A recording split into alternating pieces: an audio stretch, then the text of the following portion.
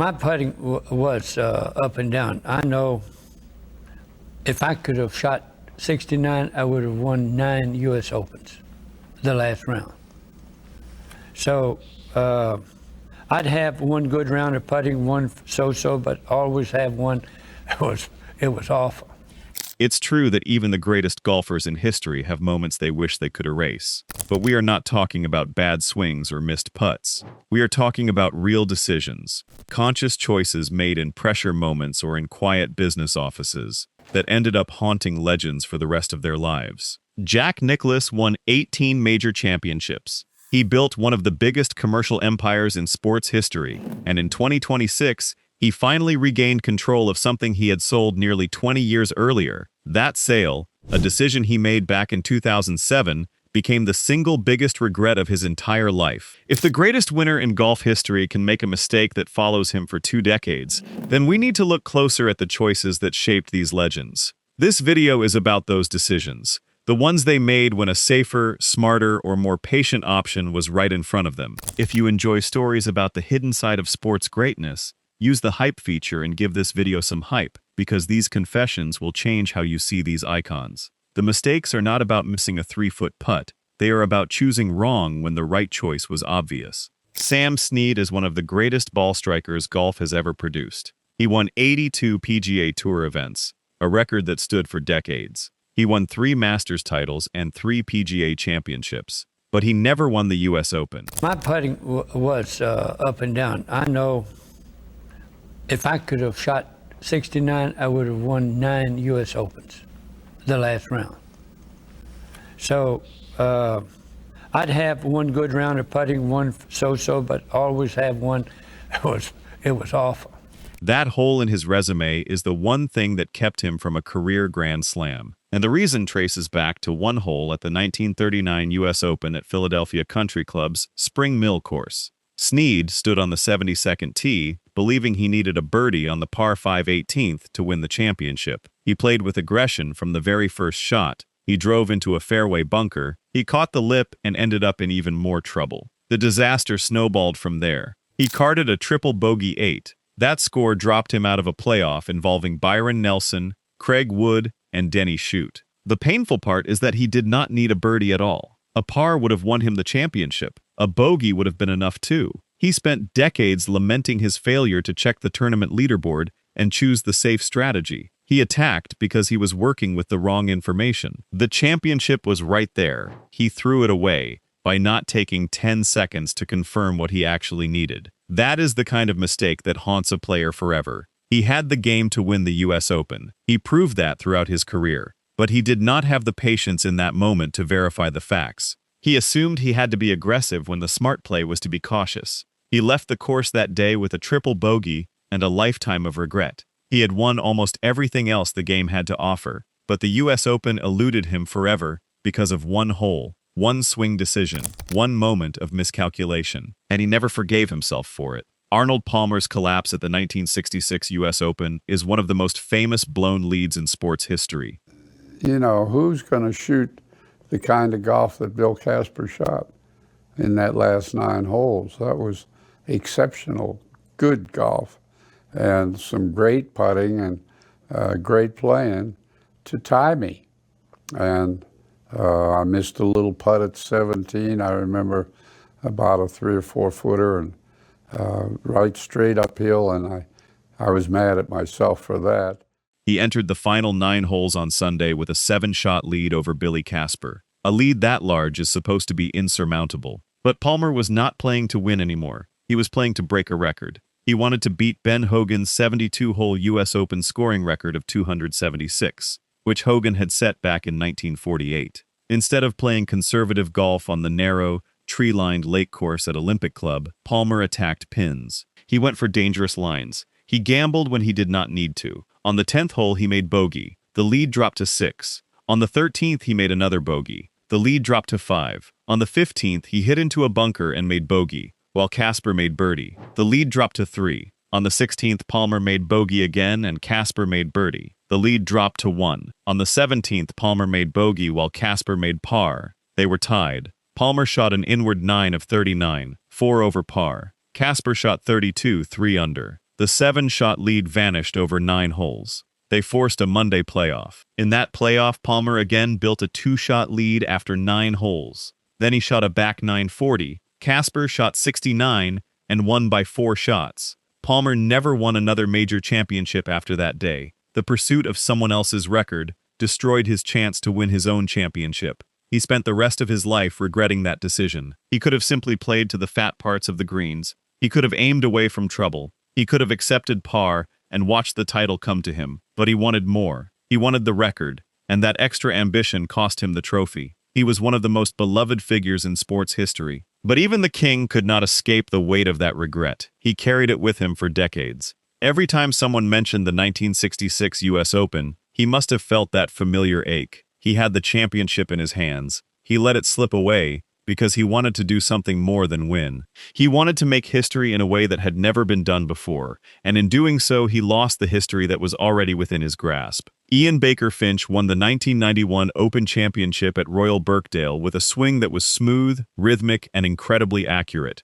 He did not overpower courses. He outthought them. But he looked around the PGA Tour and saw longer hitters winning more often. He felt pressure to add distance. So he decided to rebuild his swing from the ground up. He wanted more club head speed. He wanted to compete with the big hitters. The change destroyed his timing. He lost his feel for the club face. He developed severe driver yips. The worst moment came at the 1997 Open Championship at Royal Troon. He shot an opening round 92. That is 21 over par. On the 18th hole, he was so scared of hitting driver that he chipped an 8-iron about 60 yards down the fairway. He broke down in tears in the locker room. He withdrew from the tournament. I know that if I can treat this like any other tournament, I'm a really good chance. That's the hard part, treating a major like any other tournament. And it's so easy for me to say, and it's so easy for me to say now on television, and it's so hard to do because everything that goes on around you doesn't allow you to think that way. But I did.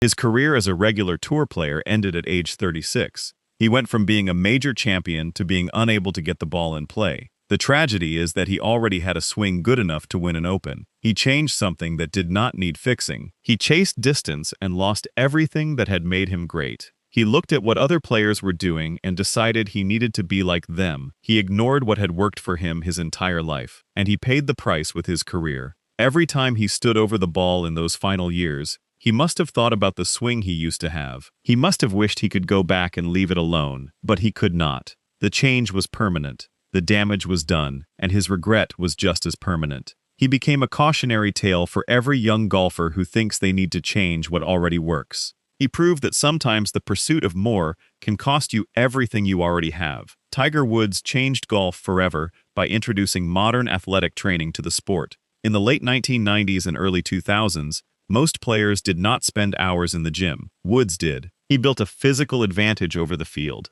He combined golf-specific strength work with an intense running routine, and that running routine became his greatest regret. When asked what advice he would give his younger self, Woods said he would tell himself not to run so much. If you had one thing you could go back in time and tell your younger self, what would it be? Yeah, not to run so much. During his first 5 or 6 seasons on the PGA Tour, he ran 4 miles every morning on hard surfaces. He then did high-intensity strength work. He spent 2 to 3 hours on the range and short game. And then he ran another 4 miles in the evening or played cross-court sports. He accumulated more than 30 miles of running per week. That is a huge amount of impact on his joints. The research connects that running volume to progressive orthopedic damage. The ground reaction forces from distance running created chronic microtrauma in his left knee. That same knee absorbed the sudden decelerating force of his 125-mile-per-hour golf swing. The combination of road running and rotational torque broke his body down. Over his career, Woods experienced at least 27 distinct injuries, flare-ups, or procedures. That included 7 surgeries or major rehabilitations on his left knee, including ACL reconstruction and cartilage repairs. He also had Achilles tendon ruptures and 5 spinal operations, culminating in a lumbar fusion in 2017. He won 14 of his 15 majors before the age of 33. His physical breakdown interrupted his competitive prime. It limited his pursuit of Jack Nicklaus's record of 18 major titles. The decision to run 30 miles a week on hard surfaces instead of choosing lower-impact cardiovascular work became his most damaging athletic mistake. He was trying to build an unbeatable physical edge. He succeeded, but the price was his long-term health. If he had run on softer surfaces or reduced the mileage, he might have preserved his body for more years.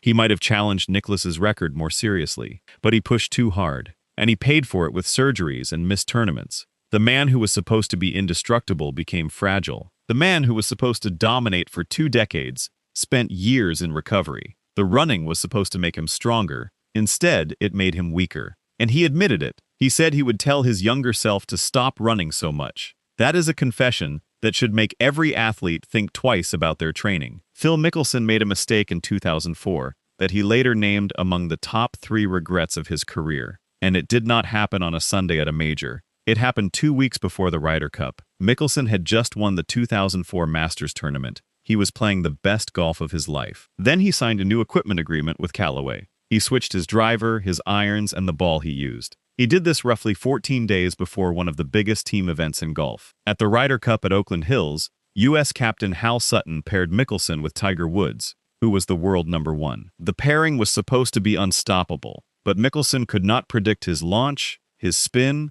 or his dispersion with the new equipment. In the alternate shot format, Woods also had to play a ball with unfamiliar aerodynamics. That created distance control and green holding problems. The partnership lost both matches on Friday. Europe went on to rout the Americans. Mickelson struggled off the tee all day. One drive went against a boundary fence on the 18th hole. He later admitted that changing equipment right before a team event compromised both his individual performance and his partnership with Woods. He had just proven that his old equipment could win a major. He changed it anyway at the worst possible time. He could have waited until after the Ryder Cup. He could have taken the time to get comfortable with the new clubs and ball, but he rushed the process, and his team paid the price. Europe took control of the matches early, and the United States never recovered. Mickelson carried that regret with him for years. When he finally spoke about it publicly in 2021, he made it clear that the equipment switch was one of the biggest mistakes of his professional life. He was so eager to start his new endorsement deal that he forgot about the team that was counting on him. He let his individual business decision affect the performance of the entire United States Ryder Cup squad, and that is a decision that he wishes he could take back. The 2006 U.S. Open at Winged Foot produced 2 of the most painful collapses in modern golf history, and both happened on the same 18th hole within minutes of each other. Phil Mickelson held a 1-shot lead over Jeff Ogilvy on the 72nd hole. A par would have won him the championship. A bogey would have forced an 18-hole Monday playoff. He hit an aggressive driver and sliced it off a hospitality tent. The ball ended up in deep rough with trees blocking his path. He had 2 options. The smart option was to punch a wedge back into the fairway, pitch toward the green, and rely on his elite wedge game to save par or bogey. He would have preserved either a win or a playoff. Instead, he tried a 3-iron toward the green. The ball hit a tree branch and dropped. His 3rd shot plugged in a greenside bunker. His 4th rolled off the front of the green. He 2-putted for a double bogey 6. He lost by 1 shot. After the round, he said, "I am such an idiot." That one decision prolonged his U.S. Open drought. He would finish runner-up at that event 6 times in his career. He never completed the career Grand Slam. He had the chance to lay up. He had the chance to take his medicine and move on. But he tried the hero shot. He tried to thread the needle through the trees, and he failed. The double bogey gave the championship away. He could have been remembered as the man who won the U.S. Open and completed the Grand Slam. Instead, he is remembered for that reckless 3-iron. He admitted it himself. He was an idiot in that moment, and he regretted it for the rest of his career. He had already proven he could win majors. He had already proven he could handle pressure. But in that one moment, his judgment abandoned him. He wanted to be the hero. He wanted to make the impossible shot, and he paid the price for his ego. The safe play was boring. The safe play was not going to be remembered. But the safe play would have won him the U.S. Open, and that is a lesson that every golfer should take to heart. Minutes before Mickelson's collapse, Colin Montgomerie had made a 75-foot birdie putt on the 71st hole to tie for the lead. He then hit a 278-yard drive into the center of the 18th fairway. He had 172 yards left to an elevated, firm green with a back right pin. He had to wait about 15 minutes while his playing partner Vijay Singh received a rules evaluation in the rough. During that delay, Montgomerie changed his plan. He had been considering a smooth 6-iron. He switched to an aggressive 7-iron, expecting the adrenaline of the moment to provide extra distance, but the long wait had lowered his heart rate and disrupted his rhythm. He hesitated at the top of his swing. He hit the ground before the ball, The shot finished about 25 yards short in thick rough. He chipped on and 3-putted for double bogey. He lost by 1 shot. Montgomery later wrote that if he could replay 1 shot from his entire career, it would be that 7-iron. It marked his final opportunity to win a major championship. The delay changed everything. He had time to think too much. He had time to second-guess himself. He had time to talk himself into a more aggressive club selection. And that extra thinking ruined his swing. If he had stayed with the 6-iron, he might have hit the green. He might have made par. He might have won the U.S. Open. Instead, he chunked the 7-iron and watched his chance disappear. He never got that close to a major title again. That shot haunted him for the rest of his life. He could not forget the feeling of standing in the middle of the fairway and making the wrong choice. He was a European legend. He had won so many tournaments, but the one that got away was the one that mattered most. And it slipped through his fingers because of a 15-minute wait and a club selection that he changed at the last second. He overthought it, he overanalyzed it, and he paid the ultimate price. Dustin Johnson's mistake at the 2010 PGA Championship was not a bad swing. It was a failure to read a piece of paper. Johnson held a 1-shot lead on the 72nd tee at Whistling Straits. He drove the ball about 40 yards right of the fairway. It landed in a sandy area outside the spectator ropes. Spectators had been walking through that sand for 4 days. It was covered in footprints, trash, and flattened dirt. Johnson believed he was in an informal waste area, not a bunker. He grounded his 4-iron twice while preparing for his approach shot. But Whistling Straits had a local rule that said all areas designed as sand bunkers would be played as hazards, whether raked or unraked, and whether inside or outside the ropes. The rule was posted in the locker rooms. It covered more than 1,000 sandy patches on the property. Johnson had violated Rule 13.4 by grounding his club in a hazard. He later said, "I thought it was a piece of dirt the crowd trampled. I didn't read the rules sheet." I never even thought I was in sand, though, so it wasn't.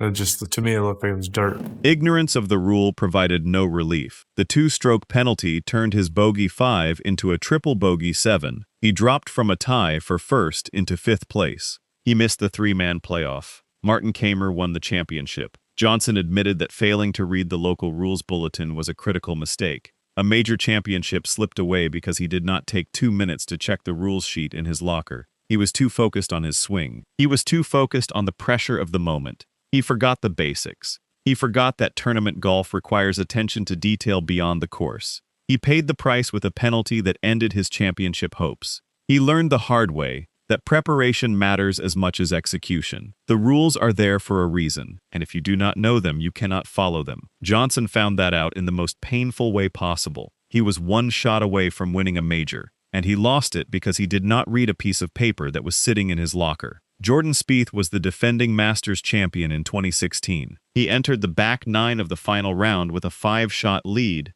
He was playing some of the most dominant golf in tournament history. Then he made bogey on the 10th hole. He made bogey on the 11th hole. His lead was down to 1 shot as he stood on the tee at the 155-yard par 3 12th hole, Golden Bell. He attempted a push fade with a 9-iron. He decelerated through impact. The ball hit the bank and rolled into Rays Creek. He took a penalty stroke. Then came the decision that made the collapse much worse. Spieth chose the designated drop zone instead of returning to the tee. The drop zone was about 80 yards away, but the lie was tight and downhill. The green was elevated. The research says this compromised his launch and spin control. He hit a full wedge and caught it fat. The ball traveled about 45 yards and went into the water again. Another penalty followed. His next shot went long into a back bunker. He eventually made a quadruple bogey 7. That created a 6-shot swing to Danny Willett. Willett won the green jacket. The most costly mistake was not the original tee shot. Spieth failed to reset mentally before choosing his drop location. If he had returned to the level, manicured tee box, he could have hit a full shot with a clean lie. Instead, he chose the tight downhill lie in the drop zone and hit another ball in the water. A Masters championship slipped away because of a rush decision in a moment of emotional tilt. He was trying to recover quickly. He was trying to limit the damage. But he did not think clearly. He did not take the extra moment to choose the safer option. And that lack of clarity cost him the green jacket. He was only 22 years old. He had already won a Masters. He had the world at his feet. But in that moment, he made a decision that he would regret for the rest of his life. He tried to rush the recovery. He tried to get back in the hole as fast as possible. And he paid for it with a quadruple bogey that changed the entire outcome of the tournament. Jack Nicklaus won more major championships than any other golfer in history. He built a commercial empire that stretched far beyond the golf course. His company designed courses, sold apparel, and built a lifestyle brand around his name and image. But in 2007, he made a decision that he later called the biggest regret of his life. He sold the commercial rights to his name, his image, his likeness, and his golf course design business in a transaction valued at $145 million.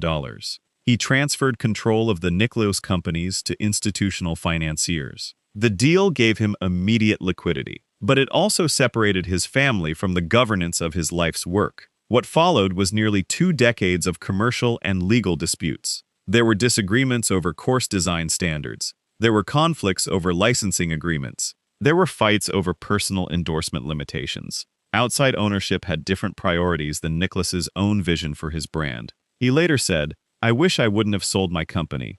I wish I wouldn't have sold my company, but that's all right. He had always tried to give the other party a favorable deal to ensure fairness. But selling the company removed his family from control of his name and his creative legacy. It took him nearly 20 years of litigation to regain operational control in 2026. The research says the sale became a powerful lesson about the value of multi-generational family ownership of intellectual property over short-term monetization. He had more money than he needed. He gave away something that was worth more than money. He gave away control of his own legacy, and he spent almost 2 decades fighting to get it back. That is a regret that did not happen on a golf course. It happened in a boardroom, but it hurt just as much as any missed putt or bad swing. Nicklaus had won everything the game could offer. He had built a business that could have supported his family for generations. And he sold it. He let someone else control his name, and he regretted it every single day until he finally got it back in 2026. These stories are not just about bad shots or bad luck. They are about conscious decisions made by some of the greatest golfers who ever lived. Sam Snead attacked because he did not check the leaderboard. Arnold Palmer chased a scoring record instead of protecting a 7-shot lead. Ian Baker Finch changed a swing that had already won a major. Tiger Woods ran 30 miles a week and broke his body down. Phil Mickelson changed equipment 2 weeks before the Ryder Cup, and then tried a 3-iron through trees at Winged Foot. Colin Montgomery changed his club selection after a 15-minute wait and hit behind the ball. Dustin Johnson did not read the local rules sheet. Jordan Spieth rushed his drop zone decision and hit 2 balls in the water. Jack Nicklaus sold control of his own name and spent nearly 20 years trying to get it back. These are not the mistakes of ordinary players. These are the mistakes of legends, and that is what makes them so painful. They had everything they needed. They had the talent, they had the experience, they had the safe option right in front of them, and they chose the more dangerous road anyway. Their careers survived.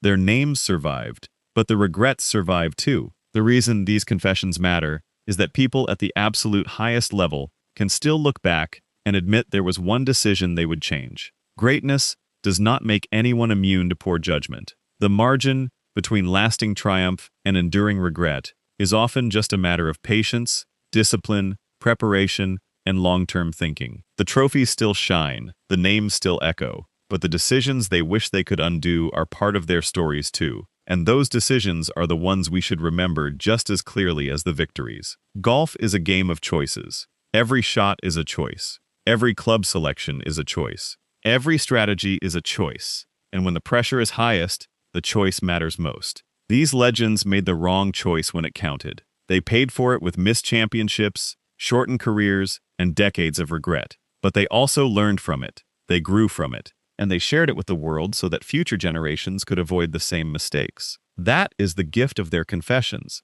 That is why their regrets matter as much as their victories. What makes these stories even more powerful is that each legend had already proven they were good enough. They did not need to prove anything to anyone. Snead was already a champion. Palmer was already a legend. Baker Finch had already won an Open. Woods had already changed the sport. Mickelson had already won a Masters. Montgomery had already won dozens of events around the world. Johnson had already won multiple tournaments. Spieth had already won a Masters. Nicklaus had already won everything. But in one moment, each of them made a choice that did not match their ability. They overthought. They overreached. They overestimated their margin for error. And they paid for it. That is the tragedy of these confessions. They were not made by players who lacked talent. They were made by players who had too much talent and too little patience in a critical moment. The safe choice was not exciting. The safe choice was not heroic. The safe choice was not going to make the highlight reel, but it would have won championships. It would have preserved careers. It would have kept legacies intact. Instead, they chose the exciting route. They chose the heroic route. They chose the route that made them feel like they were doing something special. And they paid for that choice with regret that lasted longer than any of their victories. Arnold Palmer could have laid up on every hole on that back nine. He could have aimed for the center of every green. He could have taken bogey at the worst and still won by multiple shots. But he did not do that. He tried to break a record. He tried to do something that had never been done before, and he failed. The record was not worth the trophy, but he did not realize that until it was too late. Sam Snead could have hit an iron off the 18th tee. He could have laid up on his second shot. He could have pitched on and two-putted for a safe score, but he thought he needed birdie. He did not check the scoreboard. He did not confirm the situation. He attacked when he should have defended, and he walked away without the U.S. Open title that would have completed his Grand Slam. Ian Baker Finch could have kept his swing exactly as it was. He could have kept winning tournaments with the swing that had already made him a major champion, but he wanted to hit it farther. He wanted to keep up with the younger players. He changed everything about his mechanics, and he lost the only swing that had ever worked for him at the highest level. He went from being a major winner to being unable to hit a fairway. The change was not forced on him. He chose it, and he regretted it for the rest of his life. Tiger Woods could have run on softer surfaces. He could have reduced his mileage. He could have chosen swimming or cycling for his cardio work, but he ran on hard roads. He ran 30 miles a week. He put stress on his joints that they were never designed to handle, and that stress broke his body down over time. He lost years of his prime because he pushed too hard. He could have had more majors. He could have challenged Nicklaus more seriously, but his body gave out, and he admitted that the running was the problem. Phil Mickelson could have waited to change his equipment. He could have kept his Masters winning clubs in the bag for the Ryder Cup. He could have prioritized the team event over the new contract, but he made the switch 2 weeks before the biggest team competition in golf. He could not control his ball flight. He could not predict his spin. He cost his partnership with Tiger Woods and helped Europe take control of the matches. He called it one of the top 3 regrets of his career. He knew he had made a mistake. He just made it too late. Colin Montgomerie could have stayed with the 6-iron. He could have trusted the club selection he had made before the delay, but he let the weight get into his head. He started thinking about adrenaline. He started thinking about extra distance. He switched to a more aggressive club, and he chunked the shot. He hit the ground before the ball. He finished well short of the green.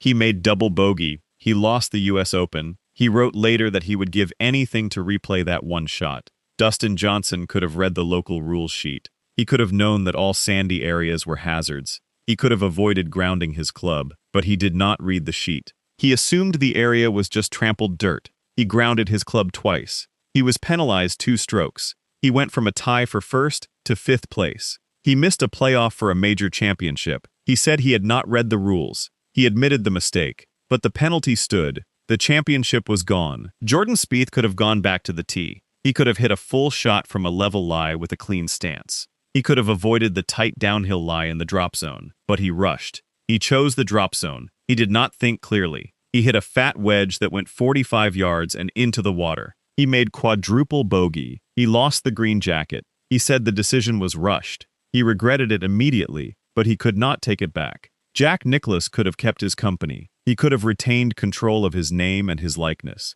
He could have passed the business down to his children, but he sold it for $145 million.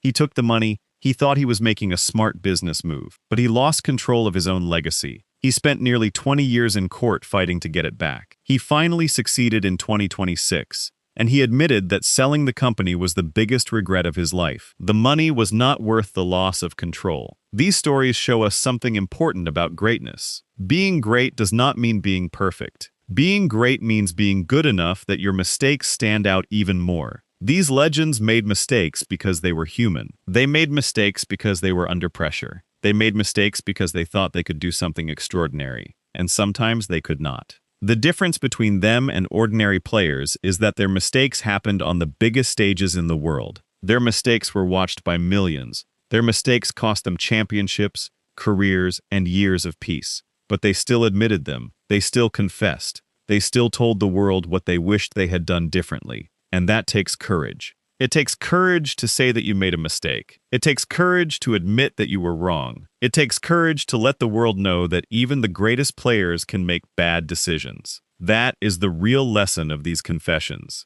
It is not about the golf. It is about the choices. And it is about the fact that no matter how great you are, you still have to make the right choice when it counts. These legends made the wrong choice. They paid for it, but they shared their stories so that others could learn, and that is the most valuable thing they could have done.